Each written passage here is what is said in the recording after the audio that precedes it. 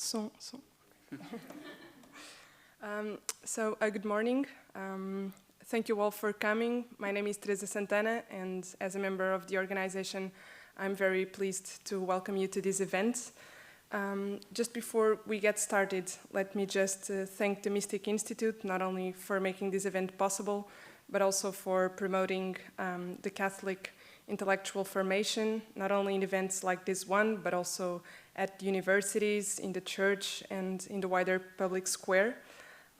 We are indeed very grateful to receive today the Thomistic Institute in Lisbon and to have among us these two great Dominican theologians, Father Thomas Joseph White and Father Simon Francis Gain. Today they will have the challenging task, and it is indeed challenging, to introduce us to the Thomistic philosophy, to understand slightly better what it means human nature, philosophically speaking, also what is the theological notion of grace and how one relates to another. Throughout this conference, we will discover how St. Thomas Aquinas offers a clear analysis of these questions, and perhaps for some of us, it might be quite surprising to see how his answers remain so relevant nowadays. Just a quick note regarding the schedule, which I presume many of you might have seen on the website. We will have 2 lectures in the morning and 2 lectures in the afternoon, each followed by a short time of approximately 15 minutes for questions and answers. We will also have 2 coffee breaks, so one in the afternoon and another in the morning, and the lunchtime will be from 1 p.m. to 3 p.m. Without taking too much of your time, let me just say it is a great joy for us to see so many people interested in learning more about these topics. And let me also say that we were gladly surprised to see registrations from so many different countries, including, well, Portugal, this one not very surprisingly, but also Spain, Italy, Germany, Turkey, Zimbabwe, and the United States of America. Let me also say it is an honor for us to have the presence of the Portuguese Royal House in this event, in the person of Dom Afonso de Bragança, Prince of Beira and Duke of Barcelos, who very kindly accepted our invitation to be here. We are very honored. And finally, and I promise I'm almost finishing, I would like to quote Father Thomas Joseph White in his book, The Light of Christ, in which he says, "The spiritual quest of the human person for truth, goodness, and beauty can be deferred and even denied for a time. But it cannot be eradicated. Our souls will not be satisfied with mere information, as if our hunger for knowledge could be quelled by uploading data. Google provides endless facts available in an instant, but we want understanding, insight, and wisdom. We want to know why and what for. We wish to perceive everything in the unending light of what is and cannot not be. Our hearts are restless with a desire to know the truth." So just to conclude, we hope that this event may indeed shed some light on that quest for truth. Thank you.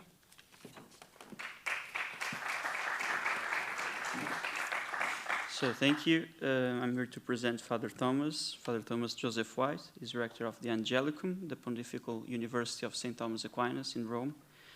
He studied at Brown University and Oxford University, and he entered the Order of Preachers in 2003, having directed the Thomistic Institute in Washington, D.C. for several years. His research and teaching have focused particularly on topics related to Thomistic metaphysics and Christology, as well as Roman Catholic Reformed ecumenical dialogue. Among his books are included Wisdom in the Face of Modernity, a study in Thomistic natural theology, The Incarnate Lord, a Thomistic study in Christology, Exodus, The Light of Christ, an introduction to Catholicism, and The Trinity on the Nature and Mystery of the One God. He is also co-editor of the journal Nova et Vetera, a distinguished scholar of the MacDonald Agape Foundation, and a member of the Pontifical Academy of St. Thomas Aquinas. So thank you very much, and let's welcome Father Thomas. Thank you.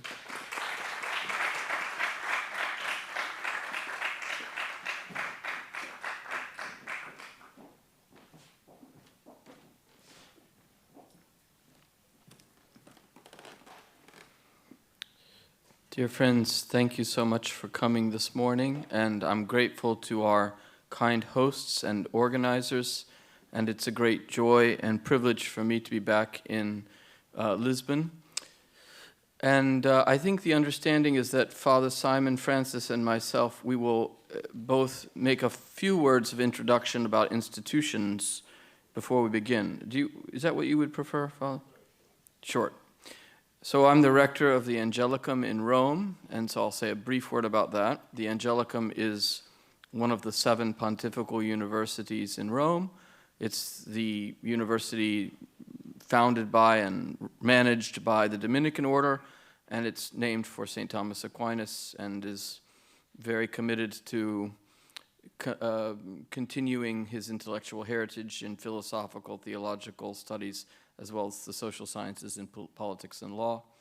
And we have 1,000 students from 100 nationalities.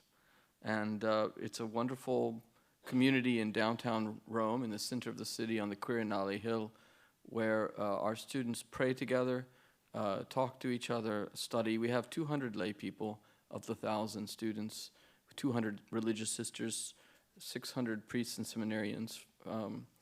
And so, just to let you know that if you're in Rome, please come visit us. And of course, some of you may wish to study at the Angelicum. I've already talked to one of you about it today, so you're always welcome to think about this as an option for the future. And Father Simon, would you like to say a word about the Thomistic Institute briefly?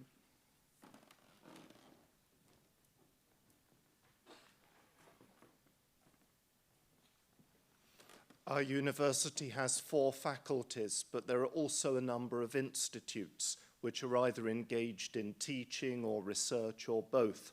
The Angelicum Thomistic Institutes involved primarily in research into the thought of St. Thomas Aquinas, but really to make him a living voice in the debates that go on in philosophical, theological debates, other important intellectual discussions in our time, to make St. Thomas's voice a living voice in those discussions. We don't teach our own courses, but there are 5 professors at the Angelicum Thomistic Institute. You can see 2 of them in front of you, but we all teach in one or more of the faculties of our university, so we're all engaged in teaching.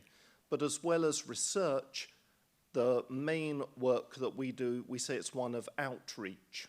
So we try to support different groups outside the Angelicum, outside Rome, who are interested in coming together to discuss St. Thomas Aquinas and the importance of his thought in the world today. So if there are those groups around Europe, Africa, Asia, wherever, we're looking to help support them, to give advice on topics that they could have speaker events on, and also to give some advice on who would be good speakers on these topics. We help then to bring the speaker to wherever they are, whether it be France, Spain, Germany. We had an event, first event in Germany in Munich this week, just gone. And we bring the speakers there, and then we help the students or whoever they are to meet the speaker informally as well as listen to them lecture. And that's the kind of outreach work that we do. So that's the Angelicum Thomistic Institute. Thank you all for coming today. It's good to see so many of you. And now I'll hand over to the first speaker, Father Thomas Joseph White. Okay.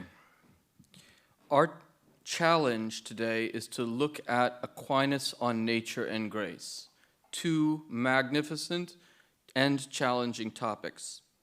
I'm going to speak to you probably for the next 30 to 40 minutes about the first aspect of this, understanding nature in Aquinas, causality, hierarchy, and inclination. And I'm going to focus on human nature. Now let me just warn you that the first talk is probably, of all the talks, going to be the most challenging intellectually, because I'm just going to front load at the beginning a lot of information about human nature. And if you haven't had a deep study of Aquinas on nature, you're going to get a lot of exposure here in a kind of postcard version, with, it's like when you get a postcard from a friend in very small handwriting, and you're trying to decrypt all the writing. Well, I'm going to shove a certain amount of information into the first presentation, but your patience will be rewarded, because as we go through the day, I think Father Simon is far clearer than I am, so that's one thing. But we'll move up the hierarchy into the spiritual realm and into the realm of grace, and strangely, it will become more intelligible. Because Aquinas begins the analysis of nature with movement and physical movement of non-living things which are moved by other things but don't move themselves, and then the movement of animals or plants or human beings that are self-moving, self-organizing realities. So we're going to look at the hierarchy of self-movement in human nature to identify degrees of life. I'm really just going to concentrate on human nature, and I'm not going to treat skeptical questions like whether we can know there's anyone in this room, whether we can know there are living things. I'm just going to presume that we can know that there are things. I mean, there are other arguments we could have about that, and that we can know that there are living things. And I want to look at the living human thing and try to figure out what living human nature is. So one of the facts that we begin with is it looks like human beings have different operations or activities. And these different activities are expressions of different degrees of life. There are hierarchical degrees of life. This is the big theme of this first lecture, and I want to try to argue for this or illustrate it. So, how do we even think about human activities? Aquinas, I'll refer to the handout, but I won't read from the handout much. Aquinas starts with what he calls activities or operations ordered towards distinct specific ends. And from those ends, he looks at different kinds of operations that indicate powers. I'll return to this theme multiple times. So, let's start from the beginning. Living things, especially human living things, are complicated, and they have different kinds of operations. You are, for example, sometimes digesting food. You eat breakfast. It's a kind of operation. Or you're trying to solve a mathematical problem. It's a different kind of operation. Or perhaps you're driving around town. It's a different operation. You're trying to see the road clearly with your eyes and indicate using decisions where the car should go. One way to begin the analysis is to think about the ends, or what Aquinas will call the objects of the various operations. The ends indicate the operations indicate the powers. So in the way of knowledge, in the way we discover things, you have to look at the object first. So what's the end or object? Object here means the same thing kind of as purpose or end. What's the purpose of eating breakfast? Digestion and nutrition, which shows you that you have an operative capacity as a vegetative reality to nourish yourself, and that nourishment is one of your powers, a power of the soul, Aquinas will say. So you pass in the way of understanding or discovery from the object of the operation to the operation it indicates to the power in the soul. Or if the object or end is mathematical truth, it shows you have an operative capacity to mathematically reason, which shows you have an intellectual power. If you come home and you have mathematical homework and you ask your pet dog to solve your mathematical problem for you, you'd be strange. That's because you realize intuitively that the animal does not have the power of mathematical knowledge. But you could expect the animal to eat its dinner if you serve it to it, and you wouldn't do this in the same way for the plant. And you wouldn't worry about the plant dying. You worry about the plant dying when you're away, but you don't worry about the chair dying, right? So there's different operative powers oriented towards certain ends. If you think about it developmentally, there's the formation initially. You go the other direction, from end to operation to power. You start with power, you move to operation, you move to end. So there are human powers. Take a baby, a newly born child. What's the main power that we're worried about? The nutritive power. The the operation of feeding itself, of being nourished, and then digesting food and staying alive. So that's the end that we attend to. But eventually the child will start to learn sensibly and form memories and be able to put together concepts, and then we'll see the sensate and intellectual powers emerge in more perfect operations. And we'll talk about the first word the child says. Has the child started speaking? What was the first word you ever said?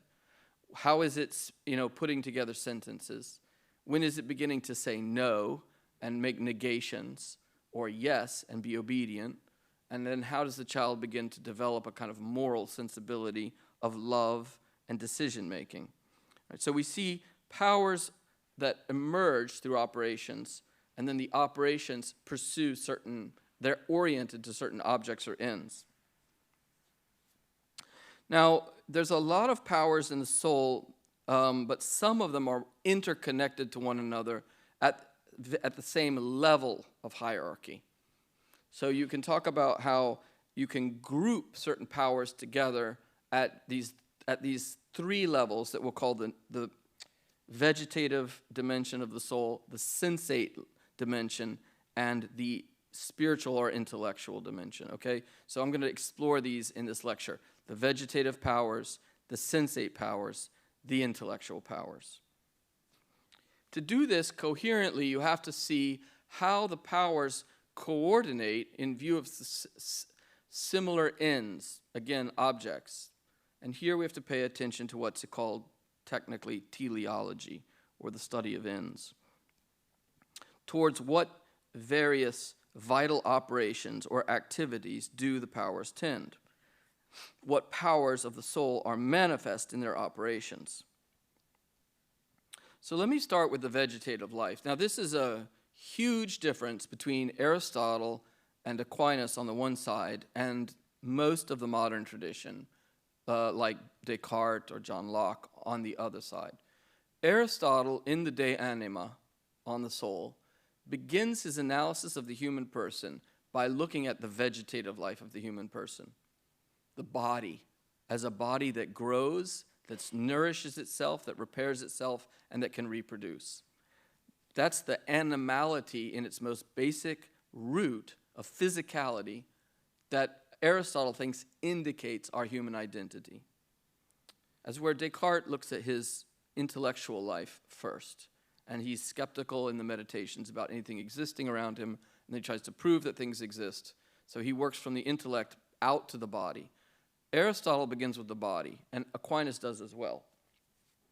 So what is our vegetative life? And by the way, why am I calling it vegetative? Because none of us are vegetables. But that being said, we have something in common with the plants and the animals at the most basic level of living, you might say living ecumenism. Plants, animals, and human beings all share in the vegetative life. And what characterizes the vegetative life? Living bodies that have vegetative life practice the power of nutrition. They take elements into themselves to nourish themselves so that they can assimilate nutrients and order their internal organic powers. This is already true of one single cell. A single cell bacteria has a periphery. It brings in nutrients in order to nourish itself and assimilate. This is certainly true of plants. We know about how they assimilate through the air, through carbon monoxide, through light, photosynthesis, and through their roots by taking in nutrients from the soil. It's also true of animals. Now they use their senses, which I'll talk about in a minute, to pursue food that they're going to assimilate, but they still assimilate food. And we, as sensate animals, also assimilate food. It's a very humble place to begin looking at human identity, but it's physically realistic. And Aquinas starts with that animal realism, that we are vegetative beings that assimilate nutrients in order to nourish our bodily organs so that we can sustain ourselves in existence. Now, there's basically three vegetative powers I want to talk about. The first is nutrition. The second is growth and self-repair. So a living being typically begins as a single-celled organism, and then it grows and develops. It has various organs, whether the organs of a plant or of an animal, in our case, human animal organic life. The organs develop, and they arrange themselves in complex systems. So we have, in biological systems, we have a capacity for nourishment, respiration to take in air, blood circulation, sensate organs, and so forth. Right? There's an organic structure that's developing in the embryo, in the fetus, in the small human being that's born, and then as it develops into a mature life, you see the human biological organic powers developing into complex systems. So growth is a dynamic feature that's fueled by nutrition. After the being is, when the being begins to gain nutrition, it then begins to grow. And if it's harmed or if it suffers a setback from disease, it has a natural capacity to repair itself to a certain extent. Obviously, we can die from illness, or there are things we cannot repair. But there's a certain self-reparative aspect of a living being at the vegetative level. If you cut off the branch of a plant, it can heal itself. It can start to regenerate, right? So we trim back plants, and then that affects their developmental growth. And then the third perfection of the vegetative life is reproduction. So mature plants put out seedlings and reproduce. Mature animals reproduce their like kind. And biologically mature human beings are capable of sexual reproduction. And so this is something common in different ways to all living beings, from the single-celled organism to the plant, to the animal, to the human being. Nutrition, through assimilation of nutrients, through its own self-movement, growth and self-repair, through complex organic structures, and eventual reproduction. It's very commonsensical. It's so basic that it's experiential, almost unquestionable. But notice it's not just a materialistic vision, as if we looked at the organic material parts or the atomic parts.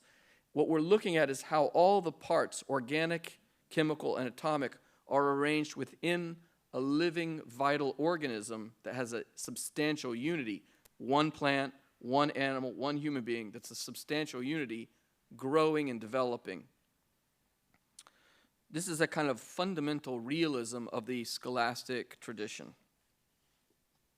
So now I pass to sensible life, sensitive life. This is not present in plants. There are maybe some anticipations in more complex plants of something like the sensation of touch. The sensation of touch is the most basic, fundamental sensate capacity, but you don't find it in plants. You do find it even in the most basic animals. Aristotle gives the example of the oyster. The oyster is not a very complicated animal. It has effectively, primarily, the sense of touch. If you touch the oyster when you're diving, it will close up because it senses a threat. Yeah? It opens in order to nourish itself. So sensate powers are the first place we see what we could call cognition or knowledge. There is a certain kind of knowledge, even in the oyster closing, to protect itself. The most basic insects, the mosquito flying through your room, trying to avoid you killing him. This is an autobiography from this morning. He has knowledge. He knows something. He's got cognition, sensate cognition, seeing. Okay, so what are the five senses? Seeing, hearing, smelling, tasting, touching. Not all animals have all of them, but any sensate reality has some of them. The most basic is touch. The most sophisticated are hearing and seeing, because they can lead to sensate memory, which I'll talk about in a minute. So you have the external sense powers, and the more highly evolved and complicated the animal, typically the more refined the sensate powers. So one of the ways we can trace in evolutionary theory the developmental complexity of a being is to look at the development of certain seeing capacities or hearing capacities. Like we look at the development of the eagle seeing, or the dog hearing, or the human being's refined sense of touch. These are ways we see the kind of developmental capacities that have emerged for survival and flourishing in human animals or other animals over time. But the more important, more pre-intellectual forms of cognition that's sensate is in the internal sense powers. The simpler the animal, the less the internal sense powers. The more complex the animal, the more complex the internal sense powers. So what am I talking about? Well, the easiest one to talk about is imagination. Imagination is not just the images from seeing. You also remember the songs you've heard. Sometimes you can't forget the songs that you are that are in your imagination, in your imagination. So you have sense impressions. I should actually say sense memory. Should be more technical. You have the sense memory of things you've seen, things you've heard, things you've touched, things you've smelt, things you've tasted. So there's the sense memory. And then in the sense memory, there's something Aquinas calls common sense. He doesn't mean good judgment, like I have common sense about people or things like that. That's intellectual. He means that your mind isn't your sensate power as an animal. I'm not just right now, you right now are not just seeing me, you're also hearing me. But something in your sense power, the animal in you, is putting those things together, coordinating as an animal, not intellectual, as an animal, coordinating what you're seeing with what you're hearing. And maybe also with what you're feeling sitting in the seat, which, you can spatially coordinate with the idea that you're sitting out there, I'm up here. The animal in you is doing all this pre-rationally. You don't command yourself to do it. If I threw a ball at you right now, one of you would pick up your hand, and probably a male who's played ball, but you'd pick up your hand and you'd catch it because you're used to it, because you have the spatio-temporal coordination. This is what he calls the common sensible power, to take the memories and the actual external senses and coordinate them. So if I took a baseball and I threw it at you, you'd know from memory what a baseball is that's coming at you, the motion, and you'd be able to spatially recognize it and put together your powers and catch it. So you have the internal common sense power, and then you have imagination. Imagination is not just the memory of the song or the memory of the picture you saw in the museum. It's when you begin to creatively represent. You start making a song, you start painting a picture, you start writing an essay that's in your own writing, using your capacity of your sense powers to represent things. You don't just know reality as an animal, you also appreciate or love or hate reality. So you have what's called the estimative or cognitive faculty regarding the goodness or the badness of something sensate. So if we cooked a plate of chocolate dessert and it came out of the oven and you could smell it, you would perhaps have in your sensitive, estimative faculty as an animal the capacity not only to remember the smell of chocolate, but to sense that it's something that you might enjoy eating. Or if we walked out on the street and you saw the cars going by, the animal in you might avoid walking into the street because you have an estimative power that's telling you that that object is dangerous. It's not just your intellect, it's also the animal in you estimating something's dangerous. The dogs and the cats avoid running in front of the cars. Not always, but mostly. Right? How can they do that? They have this estimative power. So what's interesting is you see through the assimilative power of the memory and the common sense that there's knowledge. The animals have knowledge. But there's also loves and hatreds.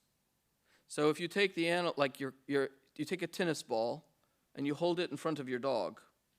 If your dog has learned the game, when you go like this, the dog is very excited and it runs.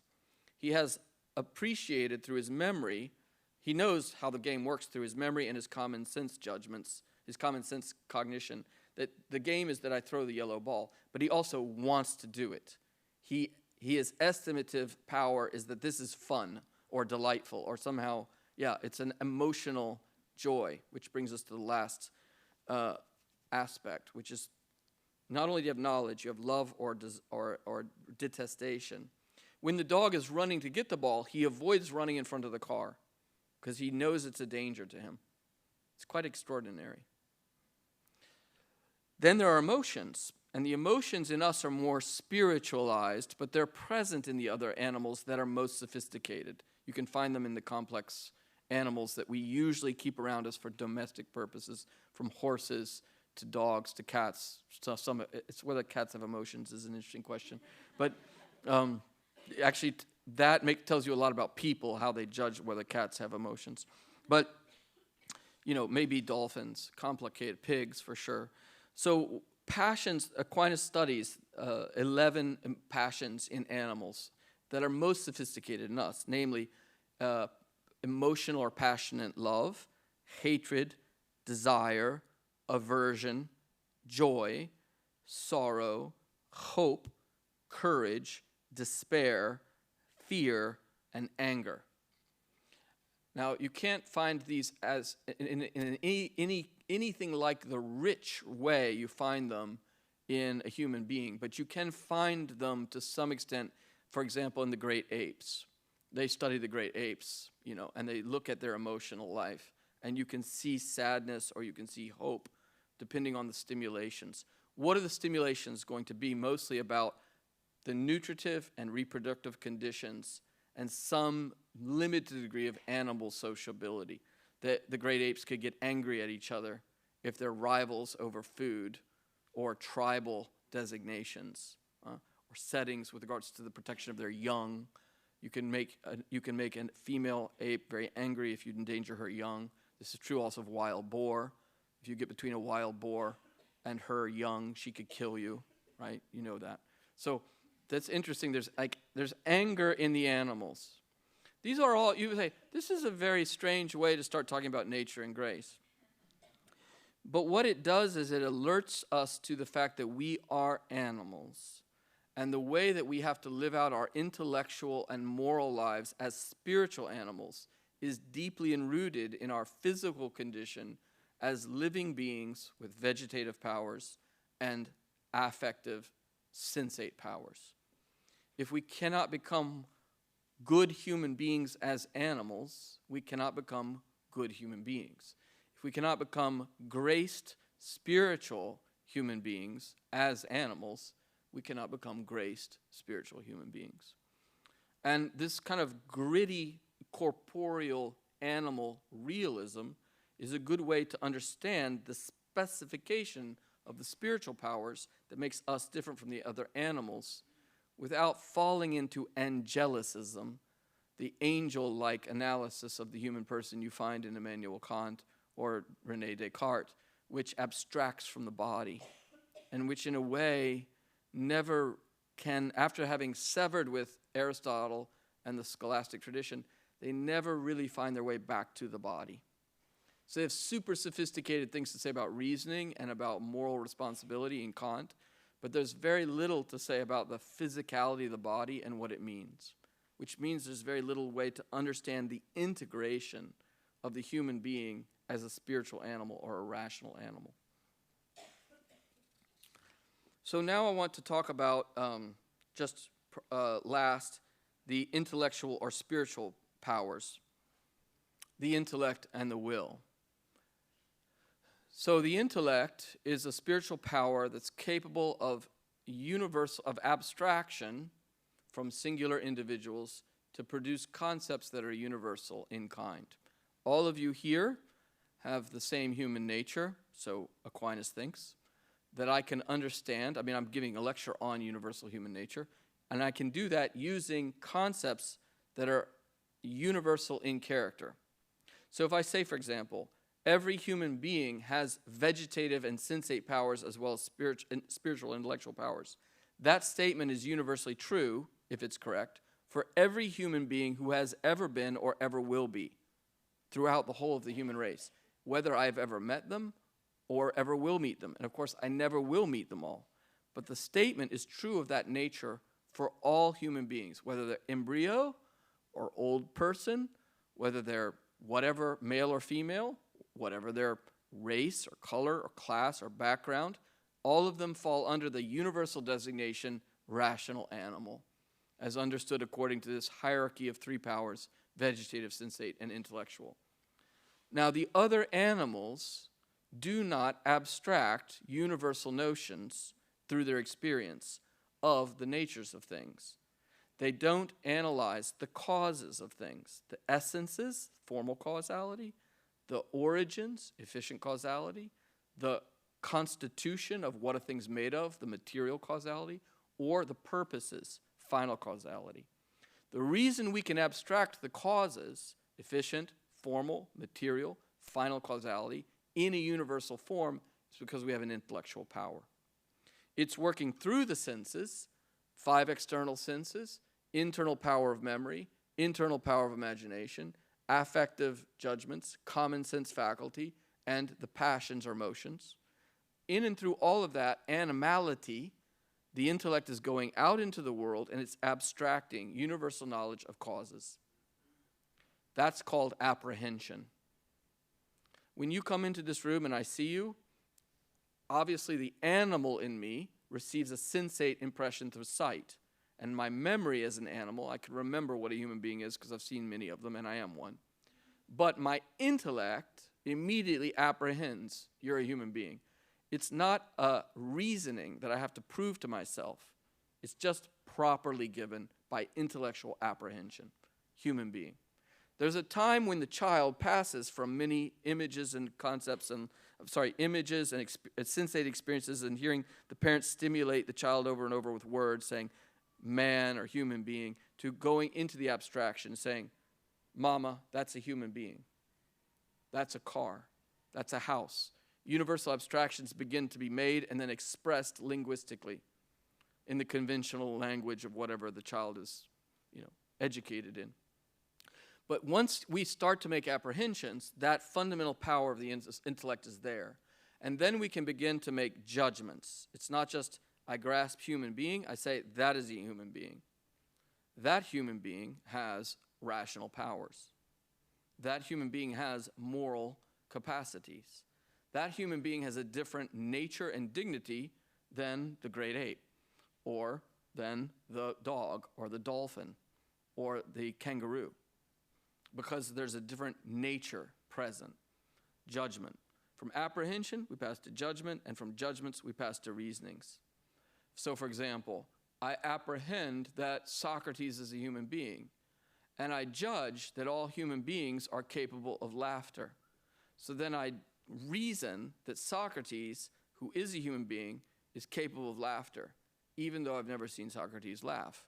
Very serious person, Socrates. Wasn't tickled enough as a child. But if I tell Socrates enough jokes, he may laugh. So, because I know from knowledge of Socrates it's reasonable, or that Socrates is mortal, or maybe that Socrates has a spiritual soul. And then, so you have apprehension of concepts in universal mode, you have judgments, this man is mortal, this man is risible, or this is a man who is risible. And then you have reasonings. Yeah.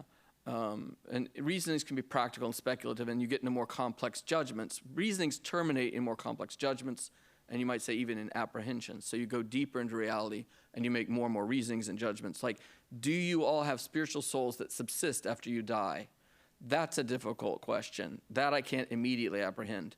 But our arguments Aquinas gives help me conclude demonstratively, and he thinks with certitude, that you all have spiritual souls that subsist after your body has decomposed. It's a big judgment philosophically. He thinks you can demonstrate that. If I have made that argument in a way that I think is demonstrative, then I can judge really that you have spiritual souls. Or can I judge that God exists? Or can I judge that God doesn't exist by demonstration? These are more complex forms of reasoning. When we begin to know things, we begin to love them or prioritize our loves for them. In other words, from knowledge comes spiritual desire and spiritual love. Why do you like spending time with this person? Well, he has these qualities. She has these qualities. I like this about this person. I like this about that person. And then from that, the appreciation of their goodness of their personality follows. You from knowledge of the goodness of a person to the love of the person. And so then we can make intentions. What do you intend to do this weekend? I'm going to spend time at a very boring philosophy conference with Dominican priests because a friend of mine is going and they're making me go and I like spending time with the friend. And it's part of the loyalty of the friendship that I have to spend time listening to boring Dominicans in order to prove my friendship. That's an intention. And then you make a choice, like even though it's raining, you get in the car and you go there, and then you choose, you elect to do it. And there's a moral life that derives from knowledge. And we don't have these other, this is not going on in the other animals. When the lion eats the zookeeper, we do not put the lion on trial for the murder of the zookeeper. By respect for the zookeeper and because now the animals tasted human flesh, we might kill the animal so it's not a danger to other human beings. But if the zookeeper kills the other zookeeper, the zookeeper goes on trial because there's been a morally deliberate act. There's something different about this animal. It can commit murder, right? I mean, the lion didn't murder the zookeeper. The lion just killed the zookeeper. The deliberative act of taking human life through intrigue, as you see in Dostoevsky's great book, Crime and Punishment, where he details the psychology of the decision to commit the crime. This is an act of the moral human person. Anyway, so this is to say we are now, just a few more thoughts. I think I'm at about 35 minutes, but I'm going to continue just for a little bit more. None of these operations, vegetative operations, sensate operations, or intellectual and voluntary operations, none of them are identical with the whole human person. So if you come out of this lecture and you are walking around and say, I am my operation of intellect, I am my intellect, I am intellect, you've misunderstood Aquinas. It's kind of more like Descartes, but it's, or if you say, I am a moral person, I am morality, I am morality. You have moral operations in you, you have intellectual operations, but you also can't come out and say, I am digestion, I am digestion, I am imagination, right? That's a funny way of saying that these are operations or of the powers of the soul, but they all are operations of the whole human composite. We could call that in Aristotelian language a substance. A living being that's a whole, having a natural kind. What is the living being that each of us is as an individual? The substantial individual of each of us is a human being, having human nature. Human nature is a composite of body and soul, in which the soul expresses itself through these this threefold form of powers: vegetative life, sensate life, and intellectual life. It's all coordinated. Something in us is coordinating it all. Your intellect is coordinated with your sensations are coordinated with your digestion. It's all working together. You don't have to make it work together. You can't make it work together. It just does work together because some coordinating power is organizing everything in you through this threefold hierarchical manifestation of powers. And that's what we call the soul. We haven't said yet if it's immortal. We haven't said what it is. We just say there's a power organizing everything in the body according to this threefold hierarchy. And that's where you get the idea of the soul as a principle of life. It's manifest in the vegetative life, in the sensate life, and in the intellectual and spiritual life. I'm just going to finish by saying that there are 3 degrees of interiority, and you can see it through a manifestation of assimilation and then outward teleological movement. Think about it this way. At every level of life, vegetative, sensate, intellectual, something's coming in and something's going out. But it's at deeper and deeper levels of interiority, and it's at less levels of biological substantiality. What does that mean? Let me explain. What's the most fundamental assimilation of the vegetative life? Eating food. So just take a simple example of an apple. You eat the apple. You're taking something from outside yourself and you're assimilating it into your biological organic life. The digestive process is going to break down the nutrients and assimilate them into the life of your body through the digestive process, the circulation of the blood to bring the nutrients to the various organs, having extracted the nutrient properties from the apple or the steak or whatever it is you ate, right? So that's something physical, and it comes into your biological life. What's the possible outcome that would go out from the mature living being on the vegetative life level? Reproduction. When, for example, man and a woman conceive a new child, the conceptus in the womb, the embryo is a distinct being from them, a new human individual that has been produced from their bodies, which is rather amazing. They have this new third reality that is now growing and developing in its autonomy, eventually to be a distinct being. This is true of other animals, of course, and it's true also with plants. They put out seedlings. The seedlings become distinct plants, right? So we're bringing things in, and then we can export.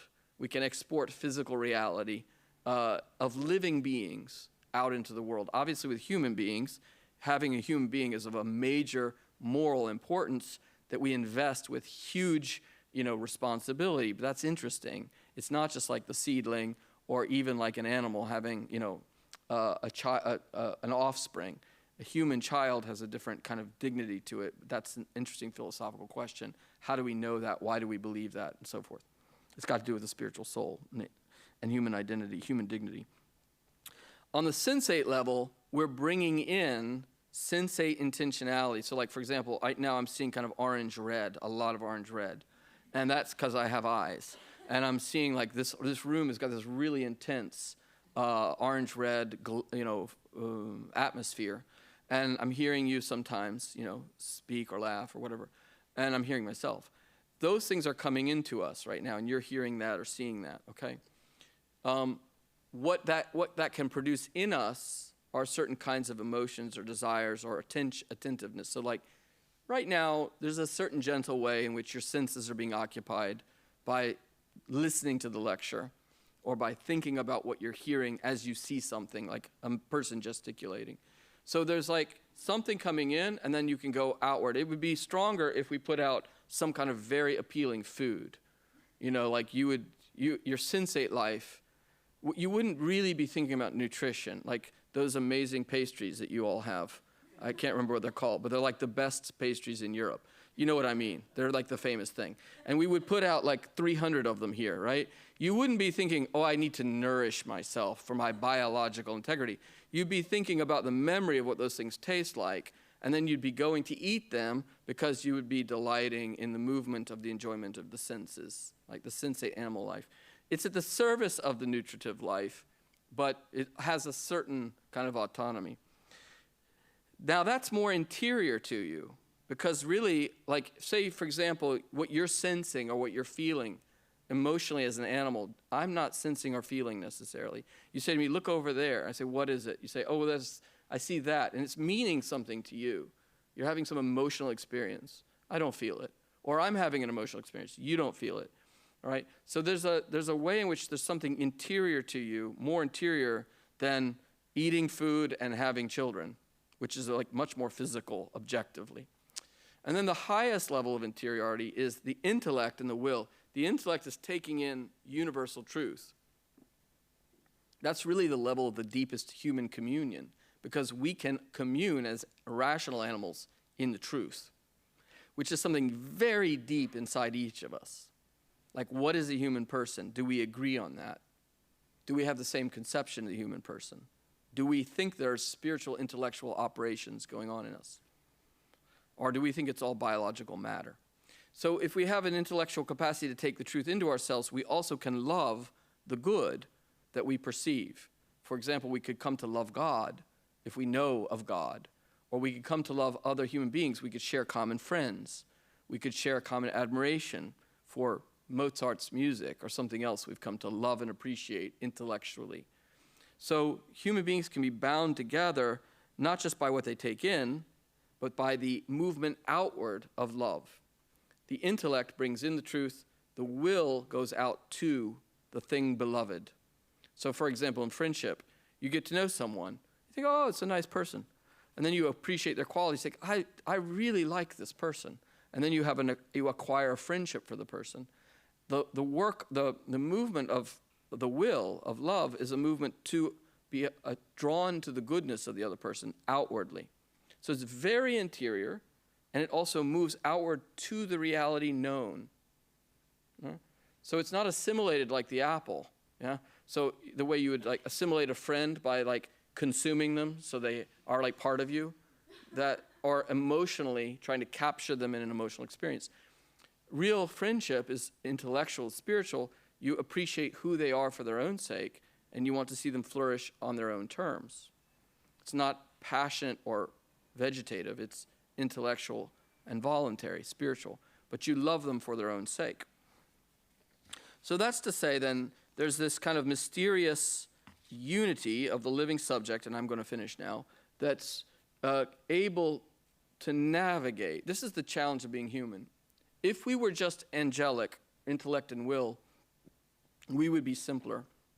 Or if we were just plants or animals, we'd be very simple, somewhat simpler as a plant than as an animal, but we would be unaware of ourselves in some real sense. I mean, the animal has some self-awareness, but not deep intellectual self-awareness. But we are neither angels nor animals. We are rational animals, spiritual animals, personal animals, or you could say we are corporeal persons. And so the drama, the difficulty, the challenge of being a human being is to live out our vegetative and animal sensate life as spiritual animals, or as rational and free, responsible agents. And that's where you get into the whole world of the virtues, of living in a virtuous way, in the intellectual virtues, the artistic virtues, and the moral virtues, living a complete human life of flourishing. Okay, so that's just to say there's a kind of philosophical vision of the living human animal that gives rise to an ethics and also to a vision of art and to a vision of human learning that acknowledges our interdependent animal rationality as the condition for human